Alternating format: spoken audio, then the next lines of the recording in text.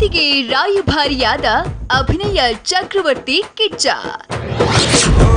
ತೆರೆ ಮೇಲೆ ಬರ್ತಿದೆ ನೈಜ ಘಟನೆಯಾಧಾರಿತ ಪ್ರೇಮ ಕತೆ.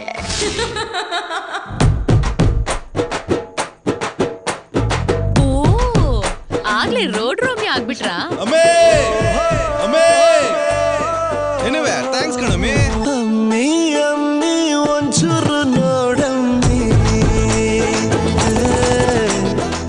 ಪ್ರೀತಿಗೆ ರಾಯಭಾರಿಯಾಗಿದ್ದಾರೆ ಕಿಚ್ಚ ಸುದೀಪ್.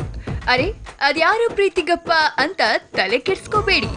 ಸುದೀಪ್ ರಾಯಭಾರಿಯಾಗಿದ್ದೇನೋ ನಿಜ, ಆದ್ರೆ ಅದು ರಿಯಲ್ ಪ್ರೀತಿಗಲ್ಲ. ತೆರೆ ಮೇಲೆ ಬರ್ತಾ ಇರೋ ರಿಯಲ್ ಪ್ರೇಮ್ ಕಹಾನಿ. ಪ್ರೀತಿಯ ರಾಯಭಾರಿ ಅನ್ನೋ ಸಿನಿಮಾಗೆ ಅನ್ನೋದು ವಿಶೇಷ.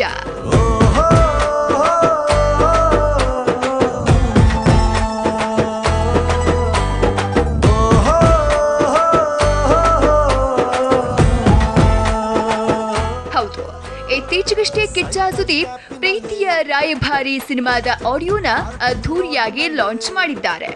ಬಹುತೇಕ ಹೊಸಬರೇ ಕೂಡಿ ಮಾಡಿರೋ ಈ ಚಿತ್ರಕ್ಕೆ ಮುತ್ತು ಅನ್ನೋ ಯುವ ಪ್ರತಿಭೆ ಆಕ್ಷನ್ ಕಟ್ ಹೇಳಿದ್ದಾರೆ. ಟ್ರೈಲರ್ ಹಾಗೂ ಮೇಕಿಂಗ್ ನಿಂದ ಕ್ಯೂರಿಯಾಸಿಟಿ ಮೂಡಿಸಿದ್ದ ಪ್ರೀತಿಯ ರಾಯಭಾರಿಗೆ ಅರ್ಜುನ್ ಜನ್ಯ ಸಂಗೀತ ನೀಡುವುದರ ಜೊತೆಗೆ ಚಿತ್ರತಂಡದ ಬೆನ್ನಿಗೆ ನಿಂತಿದ್ದಾರೆ.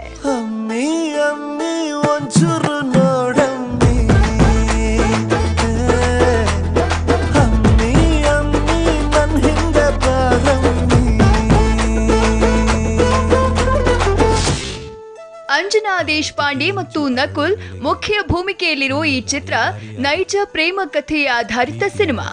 ಚಿತ್ರದಲ್ಲಿ ಚರಣ್ ರಾಜ್, ಸುಚೇಂದ್ರ ಪ್ರಸಾದ್ ಹಾಗೂ ಪದ್ಮಜಾ ರಾವ್ ಸೇರಿದಂತೆ ಸಾಕಷ್ಟು ಕಲಾವಿದರು ಮುಖ್ಯ ಭೂಮಿಕೆಯಲ್ಲಿದ್ದಾರೆ. ಎಸ್.ಆರ್. ವೆಂಕಟೇಶ್ ನಿರ್ಮಾಣದ ಈ ಚಿತ್ರದಲ್ಲಿ 5 ವರ್ಷದ ಹಿಂದೆ ನಂದಿ ಬೆಟ್ಟದಲ್ಲಿ ನಡೆದ ಘಟನೆ ತೆರೆ ಮೇಲೆ ಅನಾವರಣಗೊಳ್ಳಲಿದೆ. ಒಂದು ನಿಜವಾದ ಪ್ರೀತಿಗೆ ನೂರಾರು ವಿಘ್ನಗಳಿರುತ್ತೆ.